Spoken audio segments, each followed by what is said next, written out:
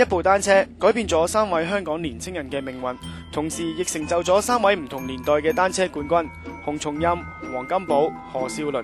人生自行車同大家一齊踏上佢哋嘅單車成長路。黃金寶現役香港首席單車手，被傳媒稱為亞洲車神。自90年加入港隊以嚟奪獎無數，07年更加勇奪世界冠軍，可以話係佢嘅職業生涯高峰。Hello 高志超咧，今日第一集咧就帶嚟一位嘉賓，就係香港之寶黃金寶啊！咁啊，想同佢講下單車之餘咧，亦都想了解佢嘅單車人生路。多謝你阿寶。你對單車就好熟悉啊！咁我想問下你，其實你都踩單車20年啦，咁你點樣形容呢一架單車咧？其實我自己覺得對於我嚟講咧，單車咧即係一個好似好朋友啦，同埋一個好好嘅工具啦。呢個工具係睇你點樣利用佢啦。咁譬如可以同朋友一齊聯誼啦，亦都可以攞嚟做一個事業啦，或者係做一種鍛鍊自己嘅工具咁樣咯。譬如即係好似我哋去比賽咁，成日都輸啊，有贏啊，咁你會帶咗好多人生百態出嚟，咁就可以對自己人生好好用咁咯。淨係講一個單車嚟講嘅話，其實我自己由細到大咧喺沙田度長大啦，咁嗰陣時候即係可能我自己性格比較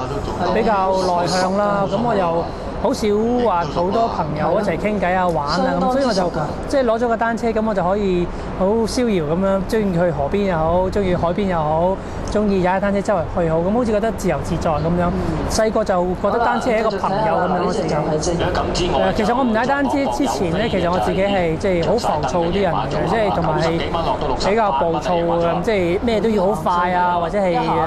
咩都比較衝動咁樣啦。咁但係我做咗運動員之後咧，咁同埋我自己參加嘅項目咧係踩街嗰啲咧，即係公路賽啦。咁嗰啲項目咧差唔多要成5個小時嘅比賽啦。咁我哋訓練嗰時候咧，可能會踩4到8個鐘頭。咁所以喺嗰啲階段裏邊咧，鍛鍊到我自己一個耐性同埋即係對事物嘅睇法係有啲唔同咯。即係覺得原來要做一個運動員或者係要成為一件好嘅事情，要花好長時間落去咯。咁慢慢自己嘅脾氣咧就覺得係變咗，即係比較靜少少，同埋即係對每件事情咧係即係會更加耐心去睇咁樣咯。